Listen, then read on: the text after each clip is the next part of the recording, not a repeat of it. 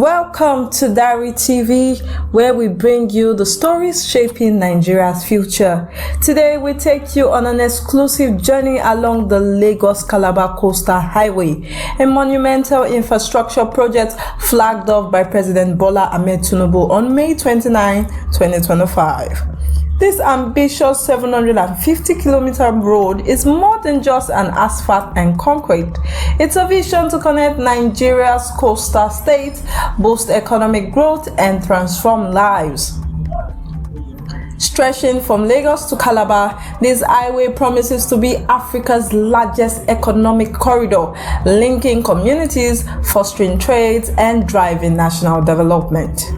Our exclusive coverage today focuses on the vibrant corridor from Oniru to Lekki, Ajah, and Okwaja, communities at the heart of Lagos' economic boom.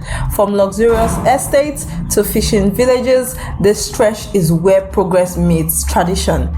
Join us as we explore the construction, the bridge rising from the ground, and the voices of the people impacted by this game-changing project.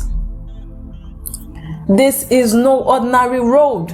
It's a lifetime for Nigeria's South-South and Southeast region, designed to reduce logistic costs, ease congestion, and position Nigeria as a maritime powerhouse. President Tinubu has called it an economic enabler, a job creation booster, and a catalyst for cultural exchange. But what does this mean for the communities along this corridor? Let's dive in. The Lagos-Calabar Coastal Highway began its journey in Lagos, and the first 30-kilometer section from Ahmadu Bello Way to Eleko village is already transforming the landscape. This section, commissioned just weeks ago, runs through some of Lagos' most dynamic communities: Oniru, Lekki, Ajah, and Okwaja. Oniru, a bustling hub of commerce and luxury, is known for its upscale estates and vibrant waterfront. As the highway cuts through, it's bringing new opportunities for businesses and residents alike. Moving further, we reach Lekki, a symbol of Lagos' rapid urbanization. Home to Lekki Deep Seaport, this area is set to benefit immensely from improved connectivity, slashing cargo turnaround times, and boosting Nigeria's global trade competitiveness. Ajah, a thriving mix of residential and commercial zone, is where the highway's impact is already visible. Our exclusive footage shows construction crews at work, laying the foundation for a 6-lane dual carriageway. And then there is Okwaja, a peri-urban community where fishing and local trade are the heartbeats of daily life. Yet the highway has sparked both excitement and concerns as residents navigate the balance of progress and preserving their way of life. These communities are more than just points on a map. They are homes to millions of Nigerians, from entrepreneurs to fishermen, all of whom are watching this project unfold. The highway promises to connect them not just to each other, but to markets, opportunities, and a brighter future. The Lagos-Calabar Coastal Highway is a bold step towards Nigeria's infrastructure revolution. Spearheaded by President Bola Tinubu's renewed hope agenda, this project is designed to enhance connectivity across Nigeria's coastal belt, from Lagos to Cross River State. The first phase, a 30-kilometer stretch from Ahmadu Bello Way to Eleko, is a 6-lane dual carriageway that sets the tone for what is to come. Our footage captures the scales of this endeavor. Bulldozers leveling the ground, workers laying concrete, and bridges taking shape to ensure seamless traffic flows. These bridges, strategically placed along the corridor, will ease congestion and improve safety for commuters. The highway is also a gateway to the Lekki Deep Seaport, a critical hub for Nigerian maritime ambition. As Minister of Marine and Blue Economy, Adegboyega Oyetola noted, this road will reduce logistic costs and enhance port efficiency, as well as position Nigeria to reclaim maritime businesses lost to neighboring countries. Beyond Lagos, This highway will span 750 kilometers, connecting states like Ogun, Ondo, Delta, Bayelsa, River, Akwa Ibom, and Cross River states. It's a project that is not just about transportation, it's about economic integration, job creation, and sustainable development, with a private sector giant like Dangote Group investing 900 billion in road projects, including the Lekki-Epe Deep-Sea Concrete Road. This highway is a testament to the public-private collaboration.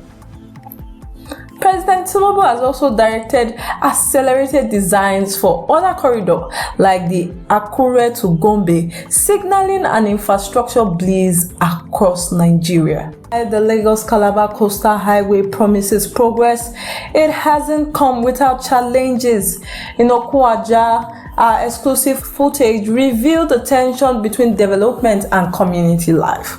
The original route, Gazette 25 years ago, was altered at kilometer 16 to avoid network cables from MTN and Africa Network. This diversion has sparked controversy, with residents like Bola Akingbade and Said Olukosi calling for President Tinubu's intervention to revert to the original alignment. They argued that law-abiding property owners with proper titles now face the risks of demolition, while illegal development on federal setback has been a point of contention. President Tinubu has taken a firm stance, warning governors that approvals for illegal setback will be revoked.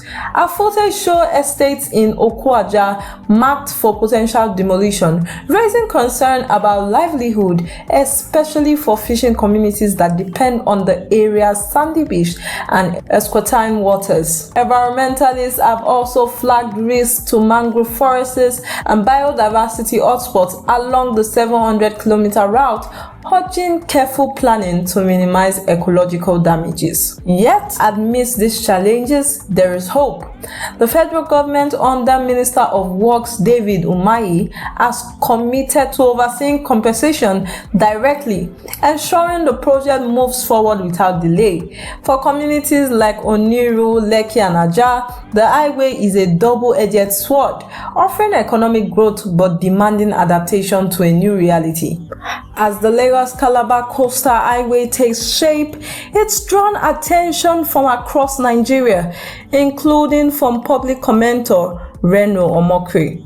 Once a vocal critic of President Tinubu, Omokri has shifted his stance, citing new evidence and personal investigation. Well, I don't speak for the government. So what's happening is this. Now, we're going to go all the way to kilometer 19.5 at a stretch, continuous stretch. Now, as you can see, on some parts of the way, work is ongoing. And I believe that these are residential areas. So for those residential areas, they've got to break in some parts of the road, which is what I understand.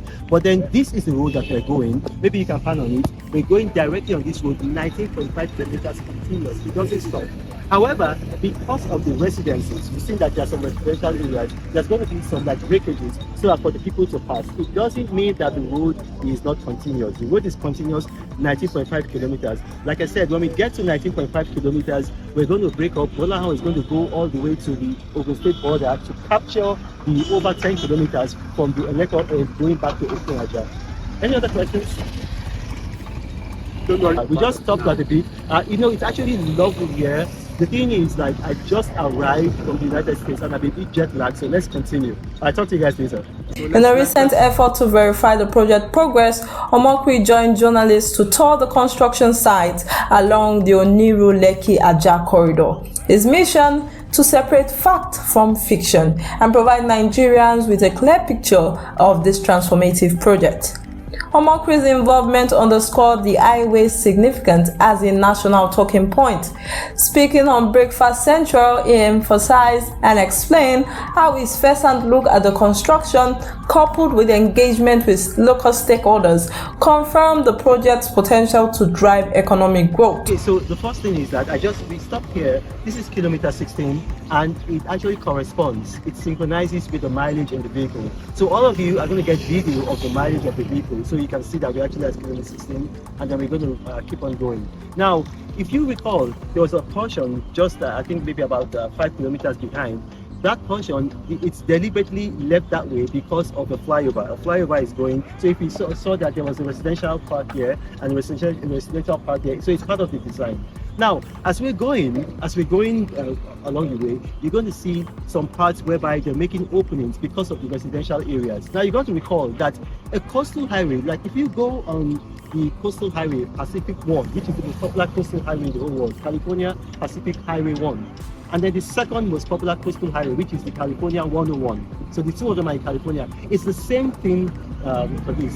What you try to do when you have heavy residential areas, you do not disturb those residential areas for the road. Actually, you disturb the road for the residential area. Now, I'm going to say that one more time. When you have heavy residential areas, you do not disturb those residential areas for the road. You disturb the road for the residential areas. So that's what you're seeing happening here, playing out here. And then one other thing is this: for street lights, and people at home can actually Google this.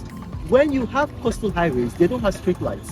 Street lights are not for vehicles. Street lights are actually for pedestrians. So you're going to notice that the street lights are concentrated where you have heavy residential areas.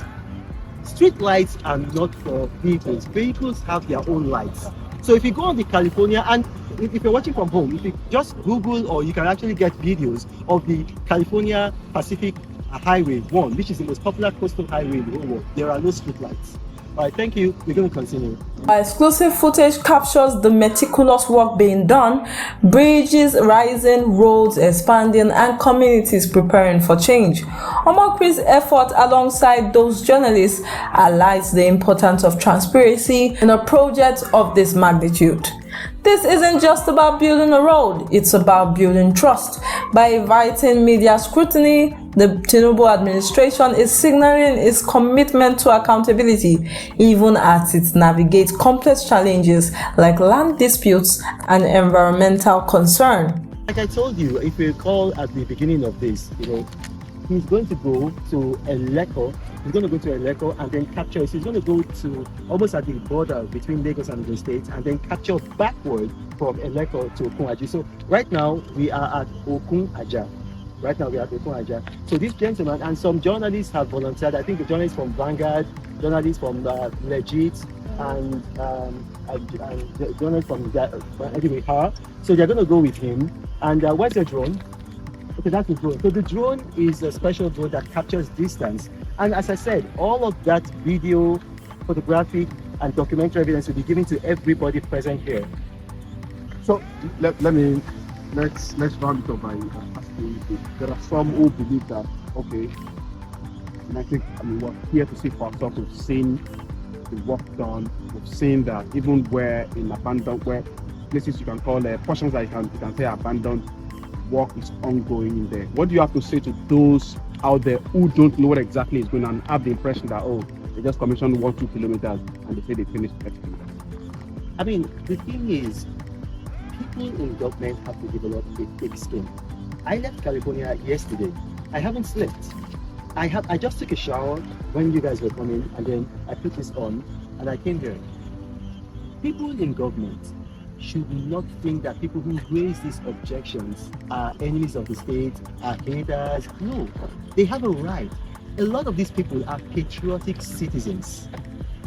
When people raise questions like this, it is not possible to over-inform them. You can only under-inform them. It's not possible to over-inform them. You can only under-inform them. So give them the information. Bring them on here. If they insult you, look, under President Jonathan, I was the most insulted human being in Nigeria. Myself, Ruben Abati, and the president. And here I am. I'm 51 years old. I don't think the insults have done too much damage to me. Right? Only it just made my beard white.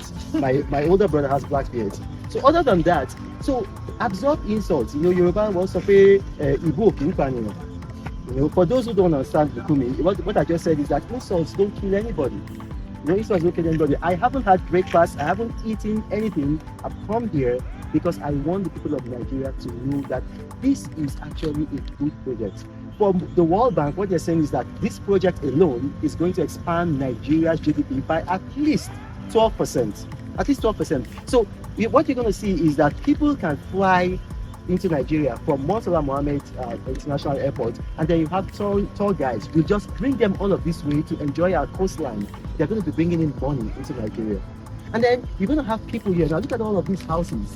The value of these properties, and it's just going to increase exponentially, and that's adding more to our GDP. So it's a good project. Let us not destroy the government. Let us not tear the government down.